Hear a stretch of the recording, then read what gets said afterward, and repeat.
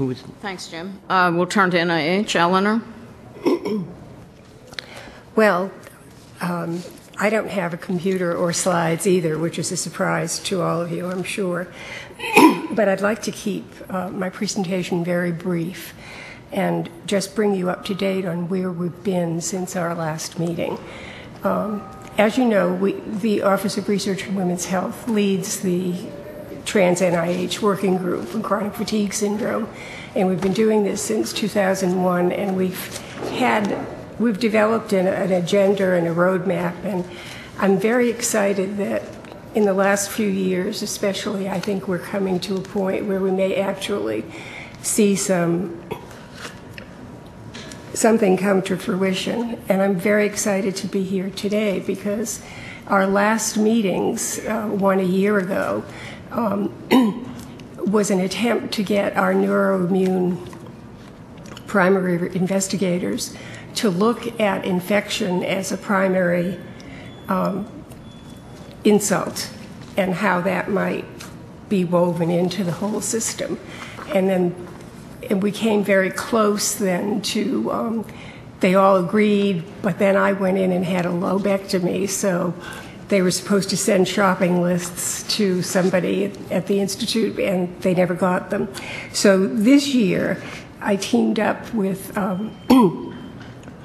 CFIDS, with Suzanne Vernon, and said, why don't we expand this meeting I had last year and include all of your people as well. So we had a meeting at the Banbury Center that NIH supported, and there were 36 investigators presenting their work, and they are very enthusiastic about coming to agreement on forming a network, and I think many collaborations were developed during that meeting too, both at the formal and informal presentations. And where we stand now is that, as you all know, this push towards electronic medical record keeping and so on has led the NIH to really try to develop all sorts of systems. And I've spoken before about the intramural research programs being on the Beatrice system. And there's another one set up for the extramural people, the BURN, which is out of the National Center for Research Resources. And those people have met with us, and they're supposed to be providing us with a dollar figure for how we can get the wiki set up to keep this communication among the researchers going. And I'm hoping that we will be able to fund that, at least that first step, so we'll keep going. And it right now is resting with the rep on the committee from NCRR, Jack Harding, who's the head of the primate labs, and he works with the burn people, so he's trying to push them along to get us that data. So I hope that before the end of this year we'll have much more to report. And in terms of funding, I took a look at the currently funded projects, and I was pleased to see that we have probably about 12 grants being funded on CFS right now on a wide variety of topics. Some have to do with the immune system, some are the neurological, many on the on hypertension, the cardiovascular things, and of course Jim Baraniuk, he was here before and told you about his proteomic markers, and Nancy's lab in Miami working on the immunological markers. So I think we've got a good program going, and most important, Judy Bigovitz has been funded by NIAID to try to validate her findings with international databases. But Dr. Jones asked yesterday if I could address the safety of the blood supply and what NIH is doing about it, because she said there were concerns. And in your folder, I think under... It's on the table. Oh, under tab 5 and on the table. For the committee. There's a fact sheet from the Heart, Lung, and Blood Institute on transfusion. I learned more than I ever wanted to know about what they do with the nation's blood supply. in talking with them, but they were very helpful. Since 1989, they've been monitoring the blood supply through the retroviral epidemiology donor study, which is currently in its second phase, and it will end in 2010, but they will reinstitute it in its third phase in 2011. And essentially what they do is, this all started with the HIV infections, and noticing that there were more infections found in the blood of people who tested positive for HIV.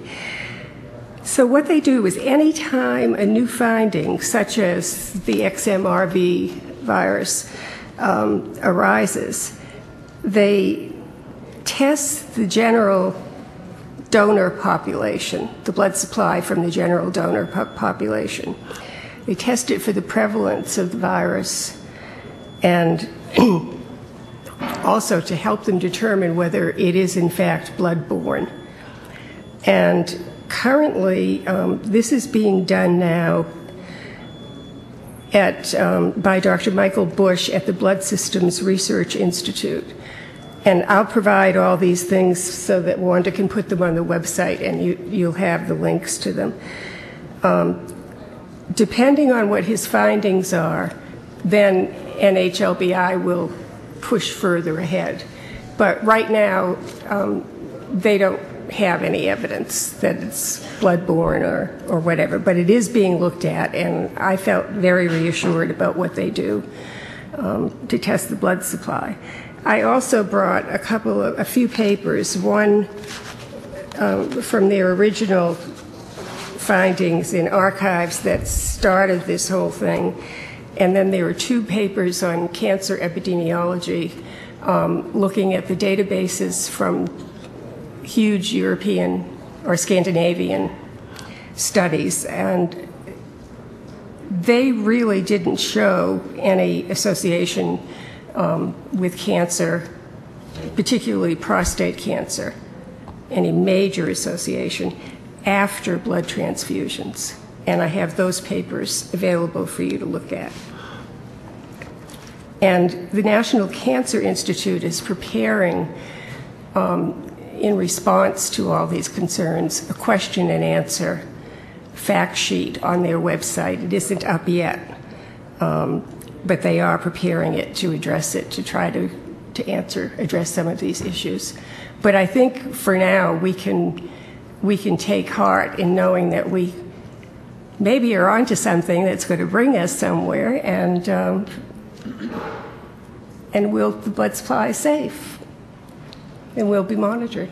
Well, thank you, Eleanor. And just for the record, be sure we get those references that we'll make sure we link on the website. On my Super. Okay, do you want to do questions? All right, Rebecca? questions on the last presentation. Rebecca? Yes.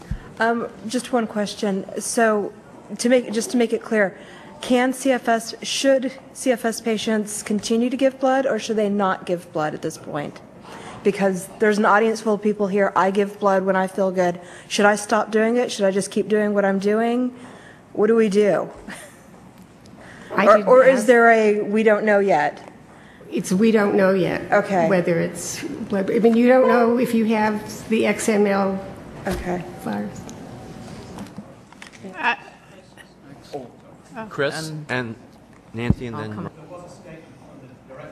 CI that potentially infected individuals should refrain from blood donation at this time. Are people going to be asked the question when they go and to give blood that have you had a CFS diagnosis, or are there going to be some symptoms? I mean, potentially is a fairly broad definition. I think that was a cautionary measure, and it's up to each individual to determine what to do. But the blood supply is tested regularly in this fashion, so. There is a process for blood supply assessment, risk, intake when something like this arises. The evidence is reviewed, and then a judgment is made, and it's a national judgment that affects all purveyors of blood in this country. And I know they're busily looking at this issue, but I think it will probably be another few weeks until we have any clear sense of guidance, because we don't clearly know who's infected and who's not. And I think right now, if you've been tested, if you've been part of a study and tested and you know you have this, just like if you know you have flu or you have something else, even though it's passed, you may need to, withdraw yourself till we get better guidance, till we get better information. But I'm hopeful we will have more information. The department is certainly looking at this, and there will be more information to come over the next weeks and months. So it is a priority. Absolutely. Protection of the blood supply is, a major priority for this department, not just NHLBI. But Nancy?